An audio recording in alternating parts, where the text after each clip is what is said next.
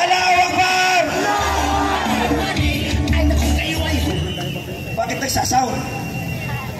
Okay, sa lahat po ng gustong magsalita, para po tayo ay magkaroon ng maayos na programa, kami po ay nakikiusap na hanapin niyo po ang ating organizer sa likod at magpadala.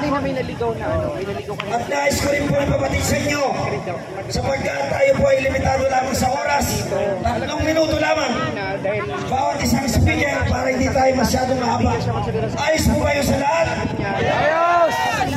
Ayos po kayo sa lahat? Allahu Akbar! At ngayon, bibigyan po natin ang pagkakataon. Unahin natin sa ating hanay ang representante mula sa OFW. Mabuhay ang OFW! Ating Kay Acedo! Shoutout po, palay. Magandang hapon po sa inyong lahat. Galing pa po kami ng Davao City at dumating kami kaninang madaling araw. Pinilit po namin na makarating dito sa Liwasang Bonifacio upang isigaw po namin ang aming nararamdaman na itong administrasyon na ito ay walang pagmamahal sa mga kapwa natin OFW. Nagsasakripisyo ang bawat Pilipino sa ibang bansa, naghahangad ng mabuting gobyerno, pero ang binigay sa atin isang kurap na gobyerno. Kawawa po ang pamilya na nandito sa Pilipinas kung ganito ang gobyerno ang kapalit ng bawat dugot pawis ng isang OFW. Bilyong pera ang ninakaw, samantalang ang isang OFW dugot pawis ang puhunan para makapagpadala ng pera dito sa pamilya nila. Libo-libo, milyon-milyon ang remittances ng bawat OFW. Ang hinihingi lang po namin isang maayos na gobyerno. Naramdaman lang po namin yan sa panahon ni PRRD. Binigyang halaga ang mga OFW. Pero ngayon,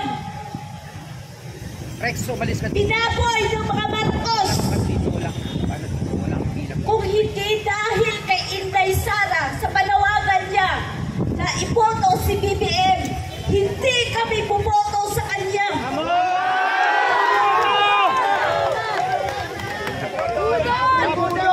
Ang gusto namin maayos na gobyerno, kaya nagtiwala kami. Pero ngayon, sinuklian niya ng kalimutyuhan. Ako lang yata ang Kaya, OFW na hindi nabudol. Andito kami. O BBM noon sa Kuwait. Isisigaw namin, Marcos resign!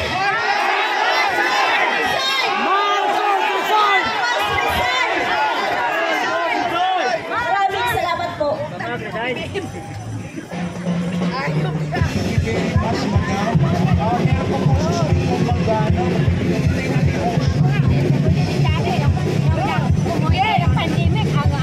Maraming salamat po sa ating mga OFW.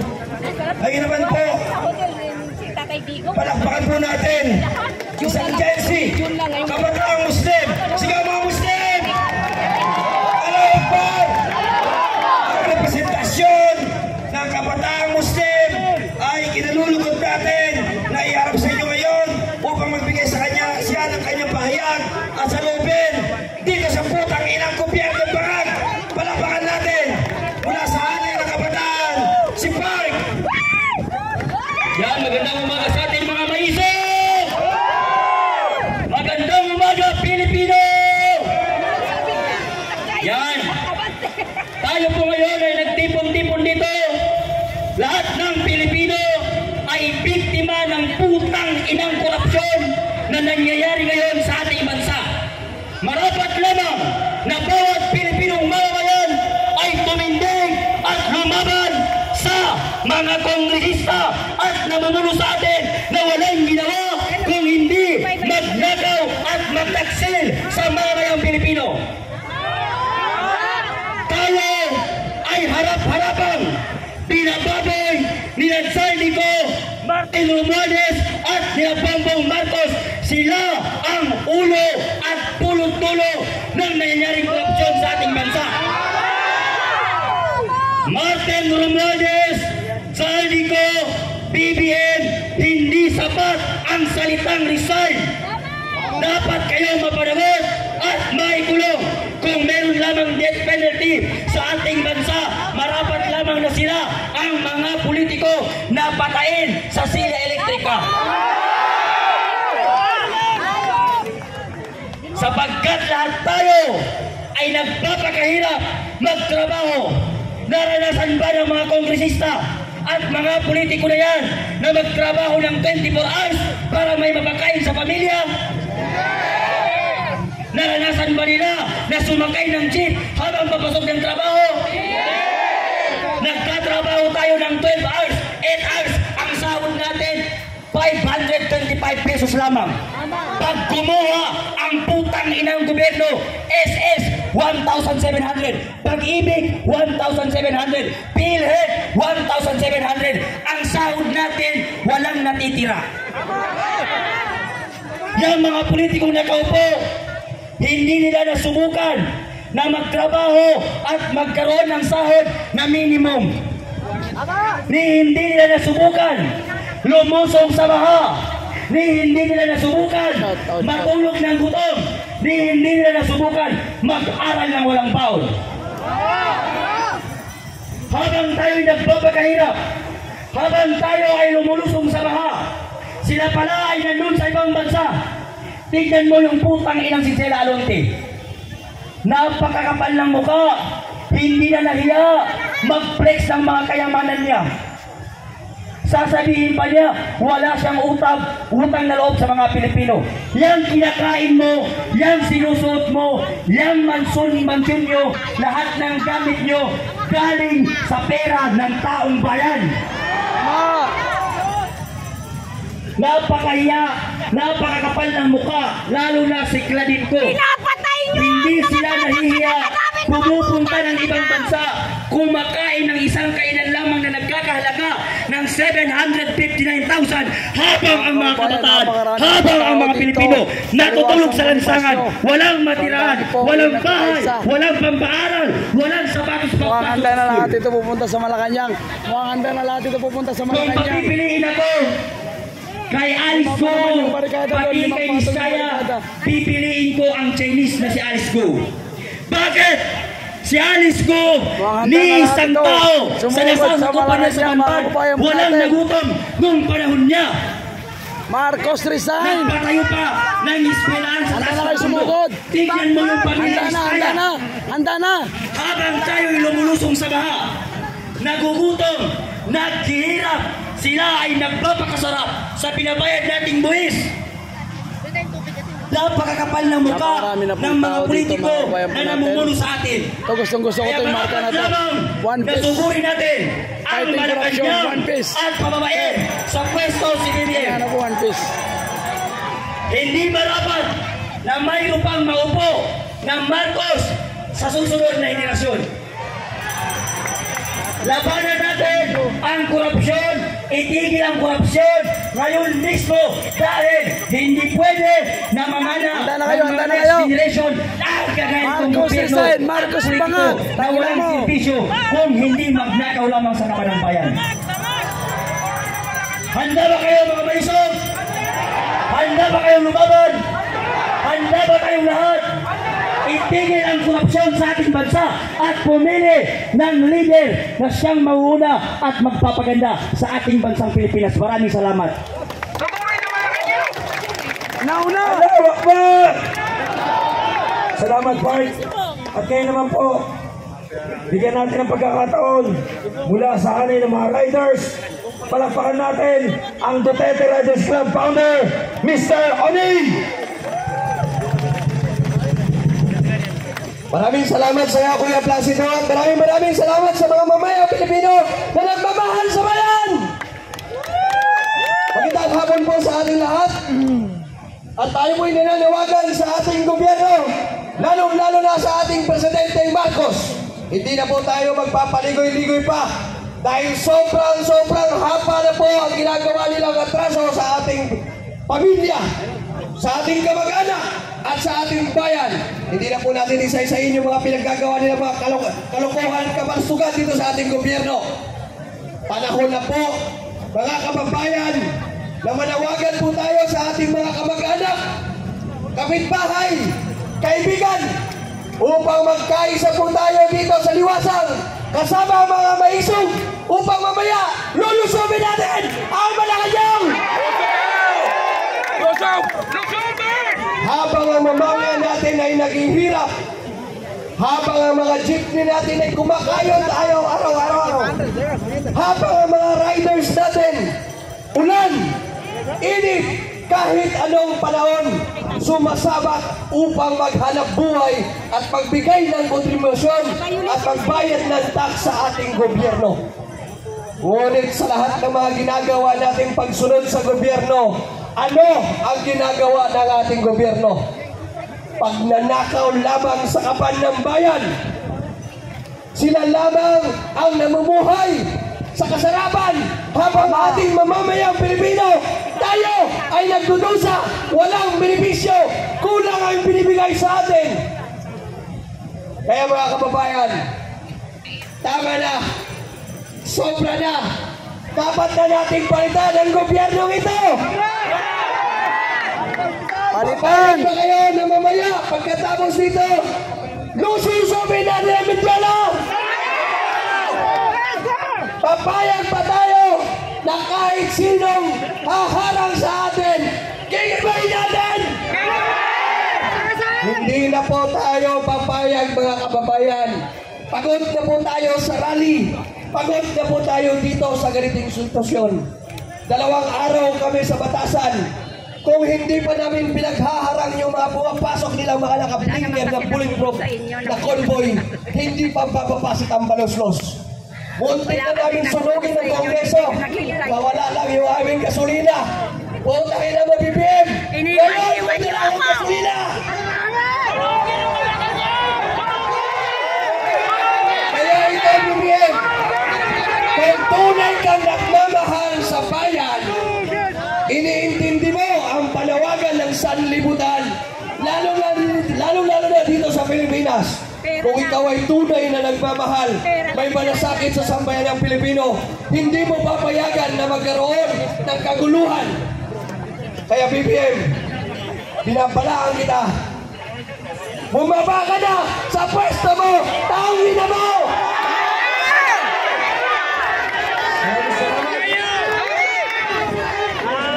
Maraming salamat po. Nais din natin pasalamatan ang iba't ibang organisasyon na nandito ngayong araw.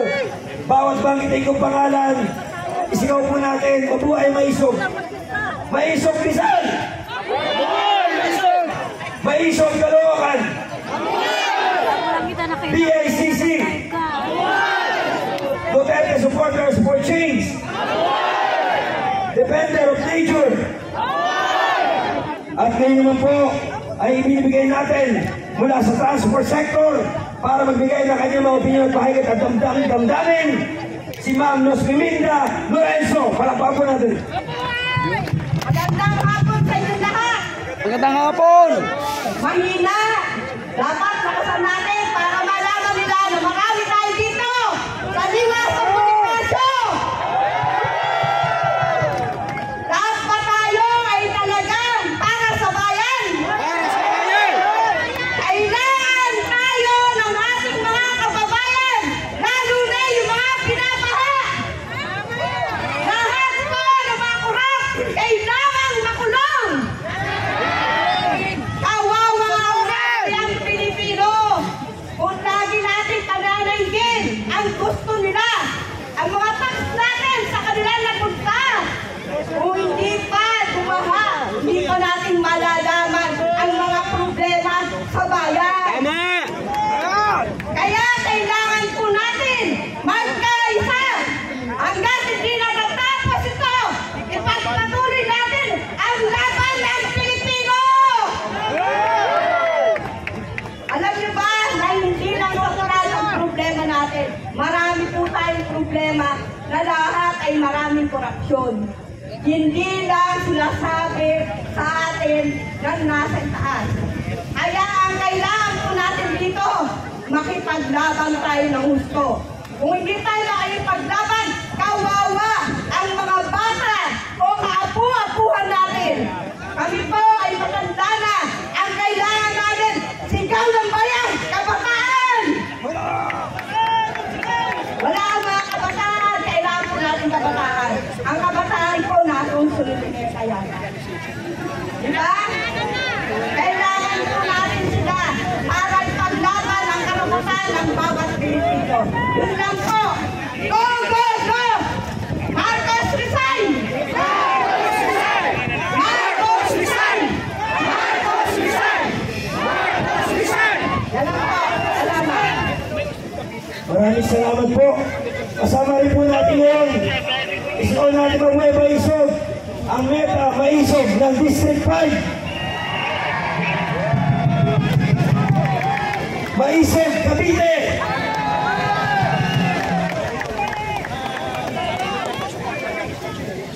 At ang Duterte Supporters Organization. At ngayon naman, bigyan natin ang pagkakataon mula sa hanay ng Defender of Nature, si Kuya Riley Maturing. Baba po natin. Magandang hapon, mga kapanalig! Maligaya po tayo ngayon, tayo ay nasa tamang landas. Si Duterte lamang ang qualified na mamuno ng ating bansa.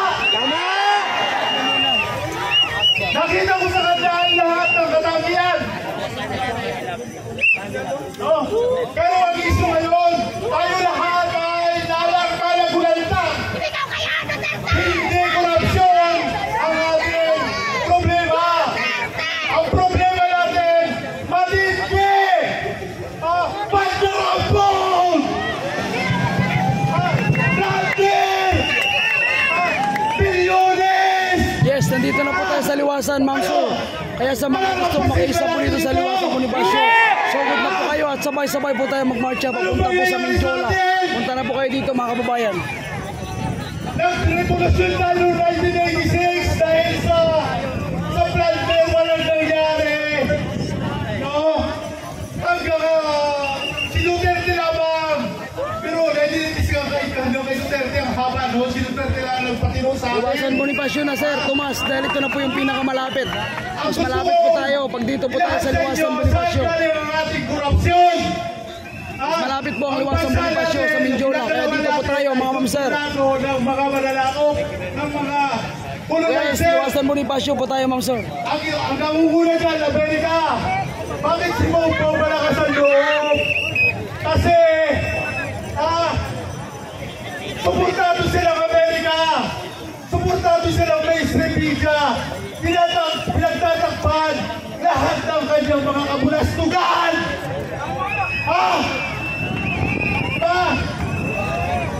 Diyan nag-aabang ang Netherlands, kilala niyo ba ang Netherlands? Yan ang nagpapahirap sa atin. Yes, Mindiola po tayo. Diretso sa Mindiola mamaya after program. Para tayo maging komunista. May nakabang na sila. Si Duterte ay mas lilitsunin doon sa bihag. No, walang ano doon. Walang katarungan doon. Hindi na makakauwi si Duterte.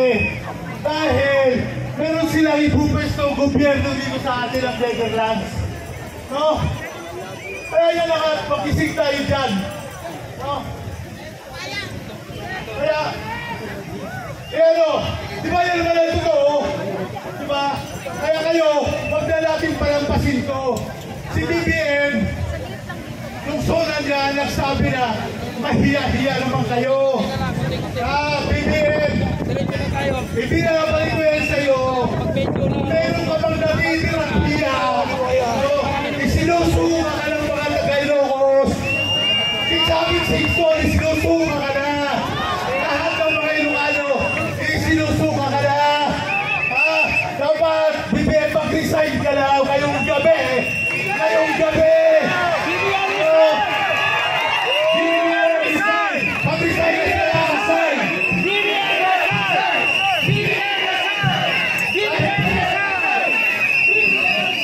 Dahil sa legalidad, si Sandy Sara ang papalit. Diba? Ngayon lang naman, kung may hiya pa natitira sa mga pagkatao mo, diba? Mag-resign ka na. Tama. Nakatatlong taon ka na eh, wala naman nangyari. Diba? Pag narambog, hindi dapat parampasin ito. Hindi dapat natin ito na rin kung pagkarambog, piso. Ano? Mga military, ano ba? Gising kayo, mga pulis! Ano ba? Kapitan! Hindi! Lahat yan! Lahat na mga kampo ni Bibir ngayon. Diba? Huwag na natin palagpasin ito. Dahil pag palagpasin ito, ganun din ang mangyayari dyan. Mawawala na tayo ng daman.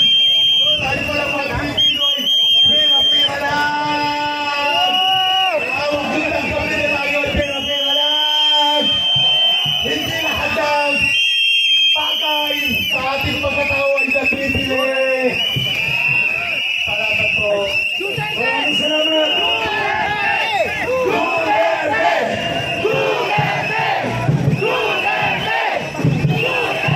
Okay naman po, ibigay po natin ang mikropono sa matagandang nakikiligma sa bulok na sistema ng ating gobyerno mula sa hanay ng senior citizen, dating kapitan, mula Payatas, palapakan po natin Kap Ibi Pecson!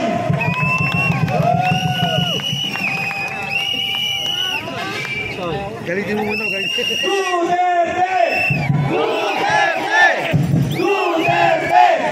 Duterte! Duterte! Sino ang dapat na sa Malacanang? Duterte! Duterte! Duterte! Ang dali na po sa ating naman, palapakan, Kapitana Ibi Pecson! Hello! Magandang hapon sa inyo lahat! Salamat sa lahat ng mga nandito! Dahil ang kasyasyanuting araw ay nandito kayo para saksihan! Ang araw na ito! Ang araw na ito ay araw Yes, Day Regina, nasa liwasan na po tayo. Kaya sa mga kababayan po natin, sugod na po dito sa liwasan Bonifacio para malapit na lang po tayo magmarcha mamaya papuntang Mindiola. Dito na po tayo. Punta na po kayo dito sa mga gustong mapalapit sa Mindiola, liwasan Bonifacio po. Kahit anong sektor, kahit anong kulay, politika, pwede po kayong makiisa. Welcome po kayong lahat. atin ng senior citizen na nandito sa inyo ngayon! Napuno na po mga kababayan po natin ang liwasan Bonifacio. Salimong panahon para hikalatin kayo. Pumunta na kayo dito. Ilang oras na lang ang nalalagay para ibasa natin ang Mas malapit po ang liwasan Bonifacio sa Mindiola. Malayo po, pagaling po tayo ng EDSA, malayo. Kaya sa mga gustong pumunta dito, habang may masakyan pa, pumunta na po kayo dito kasi baka mamaya magsasarado po ang mga kalsada. Malayo po yung lalakarin nyo, kaya maganda magpunta na po kayo dito ng mas maaga pa para sabay-sabay na po mamaya magmarcha mga kababayan po natin. Habang mayroon pa pong mga transport na bumabiyahe, baka mamaya magsasarado ang lahat na kalsada dahil ang balita po natin, pati po itong mga transport group ay kikiisa po sila at posibleng isasara po nila ang iba't ibang mga daanan mga kababayan po natin. Kaya dapat mapunta na po kayo dito po sa liwasan Bonifacio para sabay-sabay na tayo. Yung mga nasa EDSA ay susunod na lang po sila mga kababayan.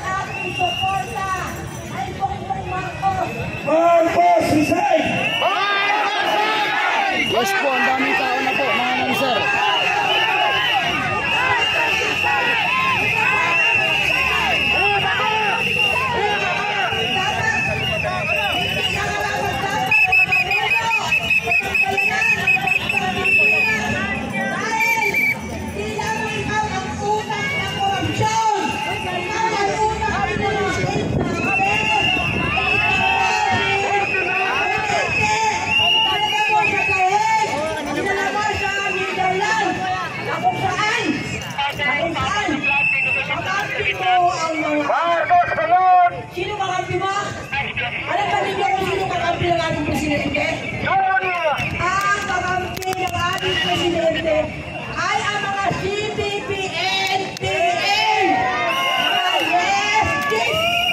Ano ibig sabihin ng lefties? Ang mga lefties ay parang dita. Kasi nisip-sip nila yung ating kayamanan. Kaya pumayag ang aming Pangulo na mangyari ito dahil nakatakot siya. Nawawala rin ang posisyon na bigay natin sa kanya katulad ng kanyang ama. Dati lang ang ganti ng mga lefties. Okay ba yun? Naiintindihan niyo what is now happening sa bansang Pilipinas? Okay. Sa lahat ng mga nandiyan sa paligid, isang mahalagang anunsyo. Guguluhin tayo ng mga putang inang komunistang galing sa Luneta. Inaiiyan ng lahat para hindi mapasok ang ating hanay. Gumita na tayo lahat dito. Wala nang pumunta dyan. Yung mga marshal natin, hayaan yung kundunan po yan. Pakiusap. Gumita kayo dito para hindi tayo mapasukan. Dahil pagka nahalukan kayo ng mga lefties, mga NPA na nandiyan sa Luneta, maging kakaroon ng dahilan si Bongbong Marcos na i-declare ang martial law dito sa bansang Pilipinas. At tayo Panginoon, hindi tayo mabayag, ay ang kahilingan natin Bongbong Marcos. Hanggang may panahon pa, mag-resign ka na, bumaba ka na sa Malacanang. Palakpakan natin ang totoong madirigma. Kapitan na Ibig Pacson. Nais dito po natin pasalamatan ang presensya ng ating mga Sir Carlos, kapatid salamat po. mula sa Sara Philippines